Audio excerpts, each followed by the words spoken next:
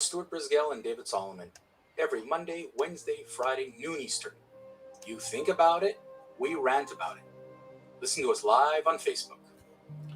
What's up, everybody? It is Friday. That's my partner, David Solomon, over on my left, which could be your right, because maybe you're right. You know, today's topic is an interesting one, and I'm sure I'll get way off topic at some point. But for the moment, let me just tell you, it's about optics. It's about human rights. And it's about a current government that doesn't necessarily care. I'm just going to read off some things that are important issues about human rights, and I'm going to let David loose because I think he's like, steaming there. One of the major issues about human rights that is what this whole entire organization is about human trafficking around the world. It's about refugee crises around the world. It's about worker rights. It's about nationalism. And it's about attacks on journalists for spreading misinformation. Sounds pretty wide. David, I know you're amped up because you know where I want to go, but I'm going to let you go first. Look, folks, I got to tell you, I am sick and tired of hypocrisy. If you ask anybody, I've done those personality tests where they said that doing the right thing and judgment and all that is really, really critical and important. And so when in a couple of years ago, former UN ambassador, U.S. UN ambassador to the UN, Nikki Haley, her and former President Donald Trump opted to pull out of the UN Human Rights Council.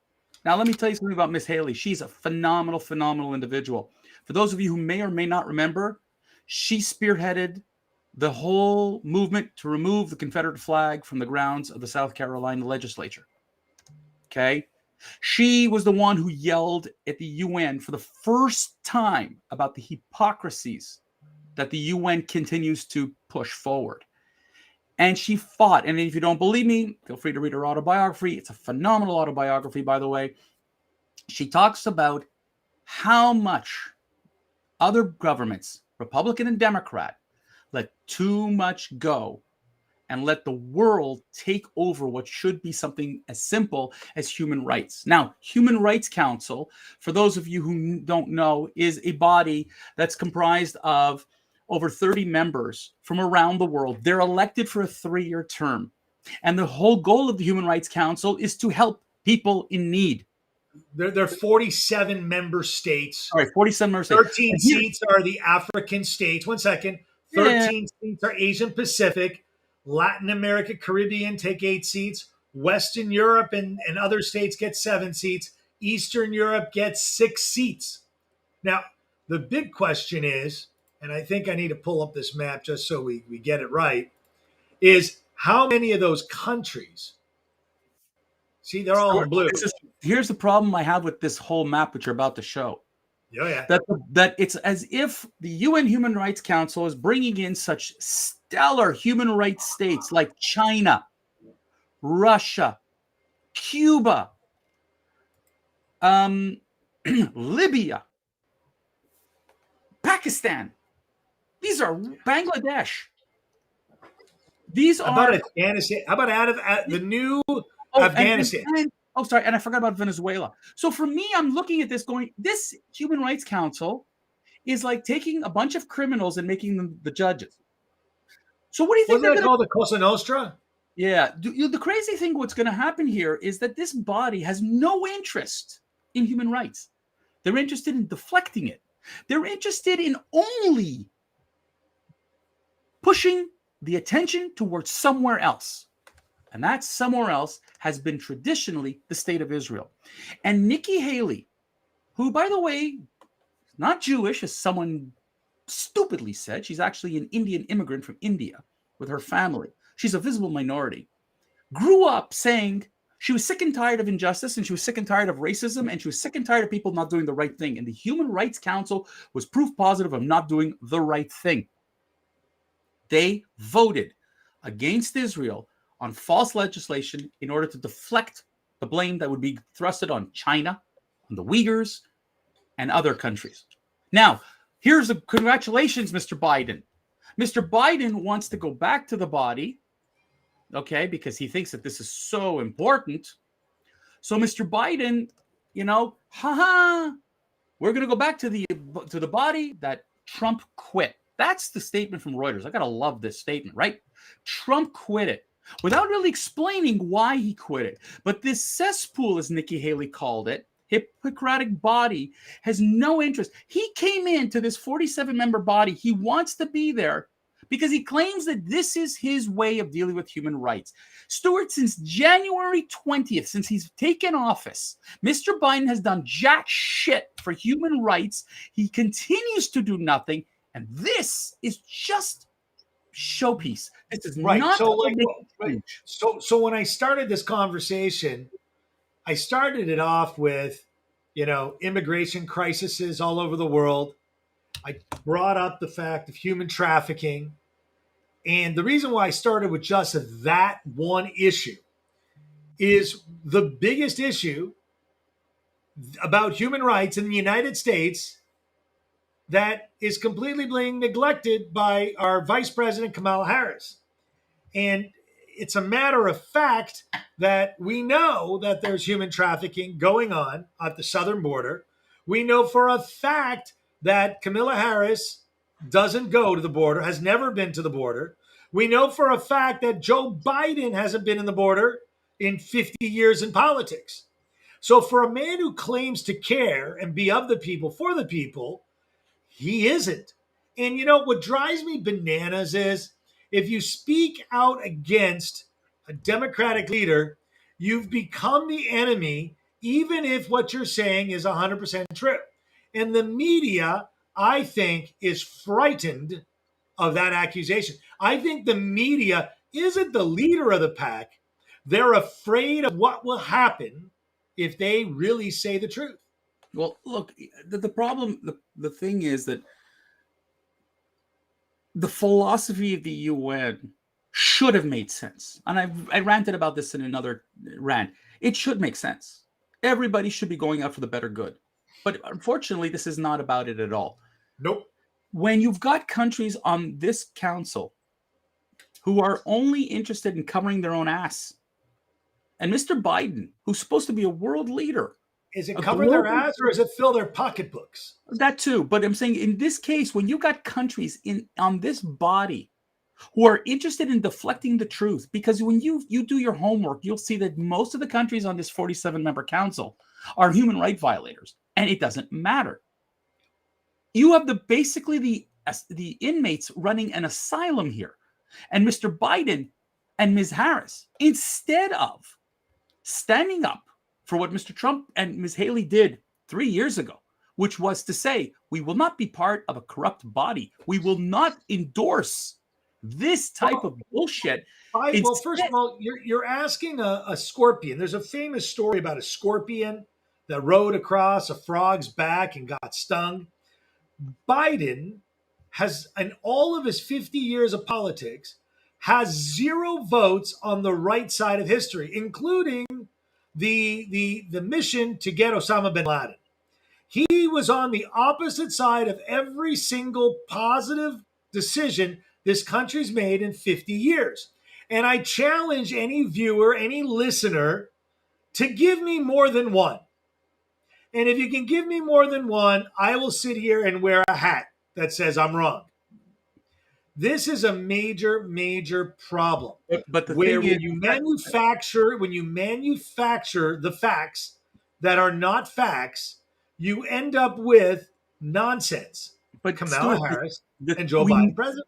But we know that. But the point of the whole thing is that they basically put lipstick on a pig by going ahead and to try to be reelected. And by the way, the U.S. was elected apparently with the second lowest number of votes to come back into the council because guess what? These countries don't want the United States there.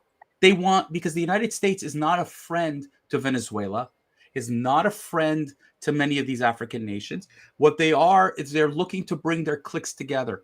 You've got the Arab Muslim countries, for the most part, who want to work together so that they could deflect from each other. You've got the African countries who want to deflect the problems in their countries, so they got to work together to deflect it. And you have the countries led by Venezuela who are doing the exact same thing. If you bring in countries like Canada, like the United States, onto the Human Rights Council, your friends aren't there. They're not afraid of the United States. They just don't want any attention driven towards them. And the problem is that when Nikki Haley was on there, her comment was, it made zero sense that the dozens of resolutions attempted to be passed against Israel were passed versus Venezuela, who was on the council at the time, got zero. Well, and you know why? Okay. It's because you had to defend your friends. Protesters were killed in Venezuela as part of the political turmoil there. And of course, what did the UN do? They turned a blind eye to the facts. So many years ago in another life, I sat on the League of Human Rights with a man by the name of Conrad Black, who actually sat right next to my left. And I saw an organization that fought for rights back in the late 80s, early 90s, and saw firsthand what the atrocities that people do.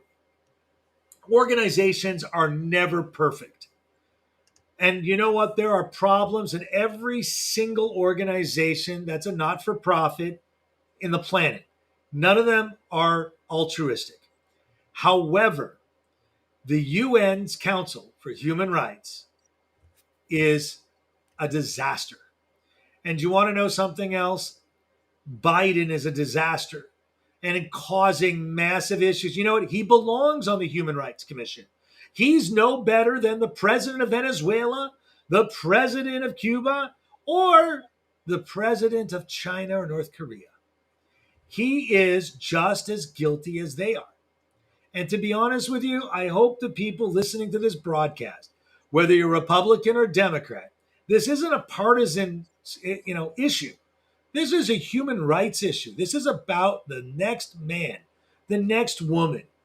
It's about your fellow person in the world.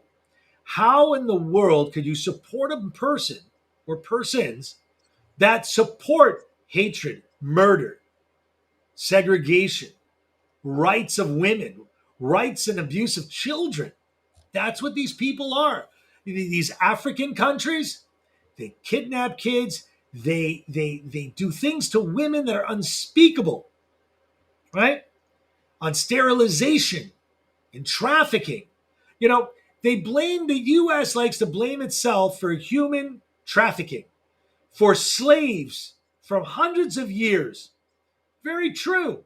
There was a massive problem.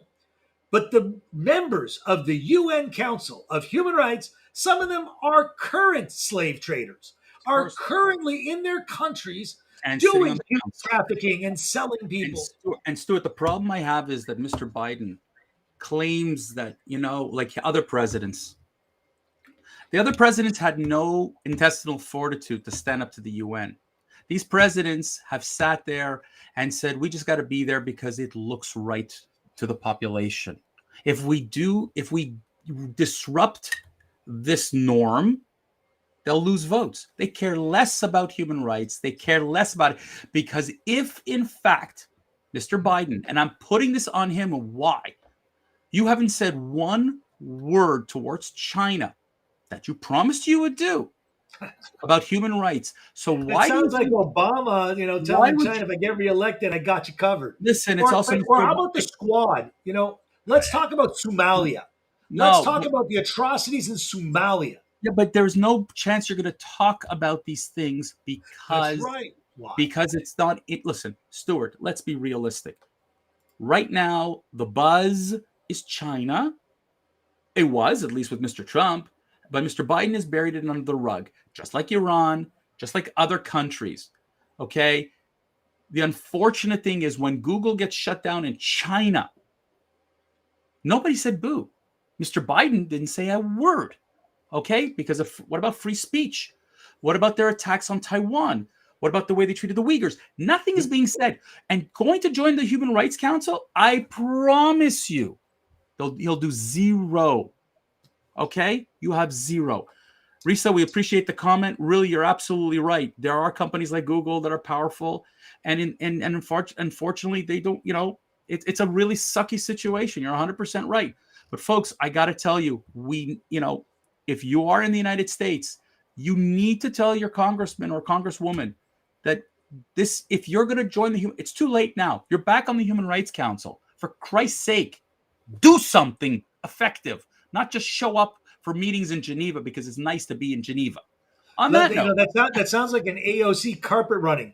Next week, Monday, David, we got something else to talk about. Yeah, guys, how many of you guys buy Nike? All right, let me tell you something.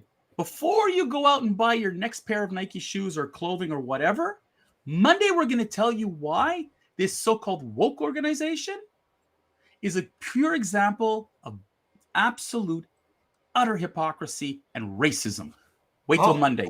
Stuart, racism and possibly human rights violator. Without a doubt. Ladies and gentlemen, we wish you all a great weekend. Have yourself a great time. Enjoy the weekend. And if you are in anywhere where the leaves are changing, go out and enjoy it because it's about to end. Everybody, take care. Have a great weekend. Stuart.